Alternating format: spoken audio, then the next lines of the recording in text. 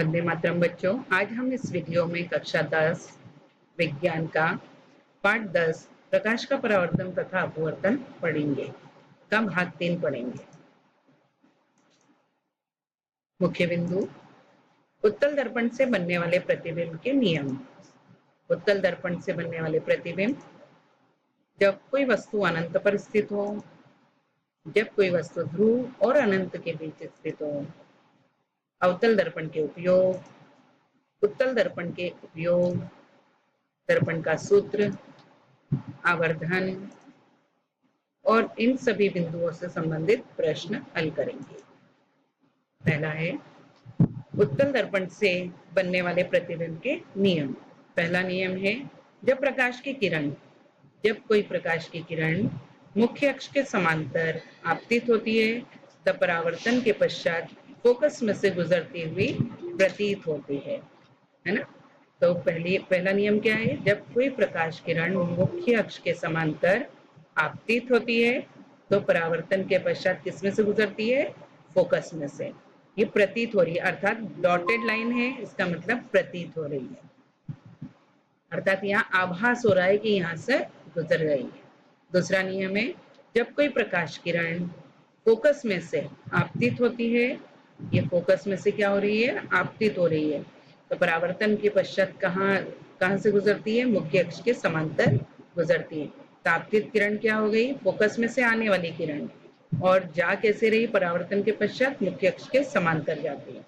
ठीक है। तीसरा नियम, जब कोई प्रकाश किरण काय में से आती है अपने पास, वक्रता केंद्र में से, तो वक्रता केंद्र में से आने वाली किरण परावर्तन के पश्चात पुनः वक्रता केंद्र में से ही गुजरती है। तो यहाँ पर तीनों चित्रों में आपको डॉटेड लाइन दिख रही है, इसका मतलब यहाँ केवल हमें प्रतीत हो रहा, आभास हो रहा है। तो यहाँ जब भी प्रतिबिंब बनेंगे तो कैसे बनेंगे, आभासी बनेंगे। उत्तल दर्पण से बनने वाले प्रतिबिंब। उत्तल दर्पण में जब कोई वस्तु अनंत पर स्थित है, ये उत्तल दर्पण है, और वस्तु कहाँ स्थित है, अनंत में, बहुत ही अधिक दूर स्थित है, तो वहां से आने वाली किरणें ये कैसे आती है, मुख्य अक्ष के समांतर। ध्यान रखना है हमें, अनंत में रखी हुई वस्तु से आने वाली किरणें हमेशा मुख्य अक्ष के समांतर आपतित होती है। तो परावर्तन के पश्चात ये आपको कहाँ मिलती हुई दिख रही है, फोकस पर। कहाँ मिल रही है, फोकस पर। तो फोकस पर मिलती हुई प्रतीत होती है, इसका मतलब वस्तु का प्रतिबिंब कहाँ बनता है, फोकस बिंदु पर। ओके। और जब हम प्रतीत हो रहा है, इसका मतलब यहाँ पे प्रतिबिंब आभासी एवं सीधा बनता है। अब सूर्य अनंत में स्थित है तो कितना बड़ा दिखाई देता है, परंतु उसका प्रतिबिंब यहाँ कैसा बना है, बिंदु के समान, अर्थात अत्यंत छोटा बनता है। दूसरा है, उत्तल दर्पण में जब वस्तु अनंत और ध्रुव के बीच रखी हो, ये ध्रुव है और अनंत दूरी में कहीं भी स्थित हो, तो उसका प्रतिबिंब कहाँ बना है, ये फोकस है और ये ध्रुव है, तो फोकस और ध्रुव के बीच में बनता है, दर्पण के पीछे बनता है, तथा सीधा और आभासी बनता है। और आकार कैसा हो गया, तो वस्तु के आकार से छोटा बनता है। तो इस प्रकार उत्तल दर्पण में बनने वाले दो ही प्रतिबिंब हमने सीखे, और दोनों में हमें आभासी और सीधा प्रतिबिंब मिला है और वस्तु के आकार से छोटा मिला है। अवतल दर्पण के उपयोग। अवतल दर्पण का उपयोग टॉर्च में, टॉर्च के अंदर वाला जो भाग होता है चमकीला होता है, कैसा होता है, वो अवतल होता है। सर्च लाइट में, वाहनों की हेडलाइट में किसका उपयोग होता है, अवतल दर्पण का उपयोग होता है। किस लिए होता है, तो प्रकाश का समांतर बिंब प्राप्त करने के लिए। तो अवतल दर्पण का उपयोग टॉर्च में होता है, क्यों, ऐसा क्वेश्चन आए तो क्या लिखेंगे हम, कि प्रकाश का समांतर बिंब प्राप्त करने के लिए किया जाता है। इसके अलावा अवतल दर्पण का उपयोग शेविंग दर्पण के रूप में भी किया जाता है ना। ये दर्पण है शेविंग दर्पण, मतलब कोई भी दर्पण जो अवतल दर्पण है, इसमें आपको दिख रहा है यह हाथ छोटा सा है, परंतु उसका प्रतिबिंब कैसा बना है, दर्पण में बड़ा बनता है।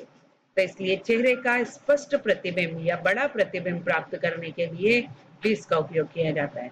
फिर डेंटिस्ट अर्थात दांत का डॉक्टर, आपने देखा होगा दांत के डॉक्टर के पास कभी गए हैं तो वो एक स्टील का चम्मच ही यूज करता है, ये इस टाइप का, वो अवतल दर्पण का ही कार्य करता है, जिसके कारण दांत का स्पष्ट प्रतिबिंब हमें अर्थात दांत के डॉक्टर को दिखाई देता है। तो इस प्रकार अवतल दर्पण का उपयोग दांत के डॉक्टर द्वारा दांत का बड़ा प्रतिबिंब प्राप्त करने में किया जाता है।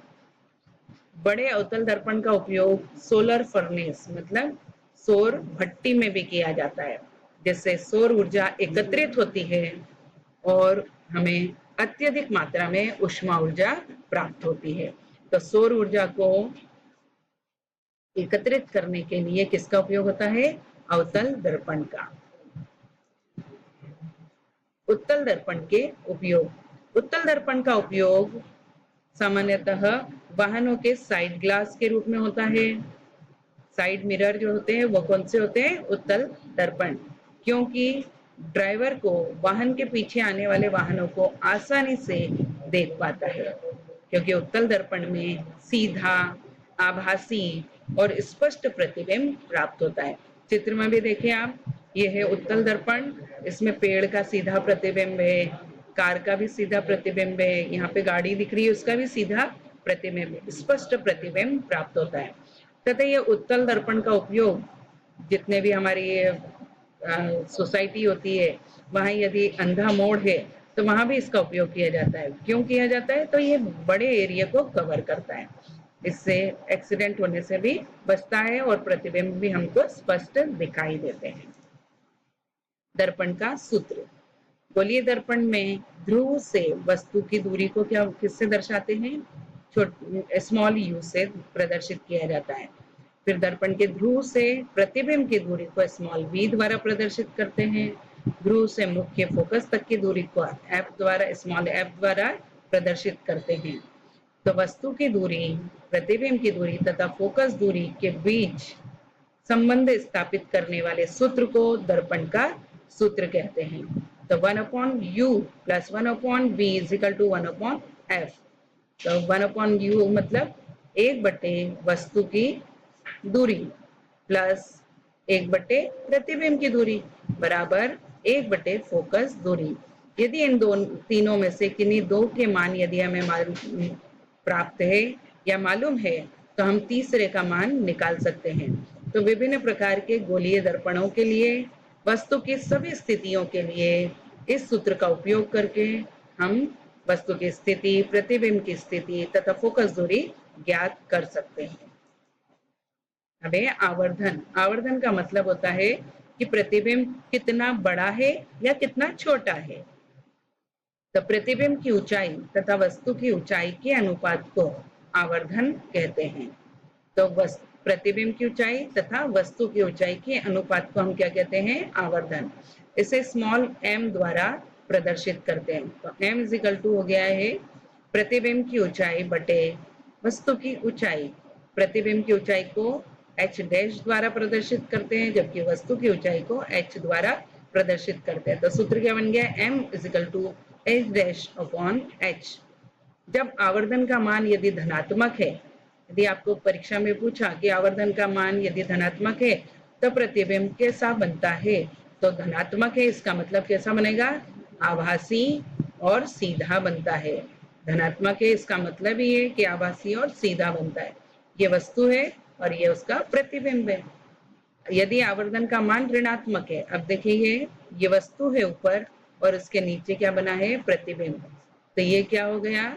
उल्टा बना है और वास्तविक बनाया था। इसका आवर्धन का मान क्या होता है? हमेशा ऋणात्मक होता है। ठीक है बच्चों, तो आवर्धन का मान यदि ऋणात्मक है तो प्रतिबिंब हमेशा कैसा होगा? उल्टा और वास्तविक होता है। वंदे मातरम बच्चों, जय भारत। सर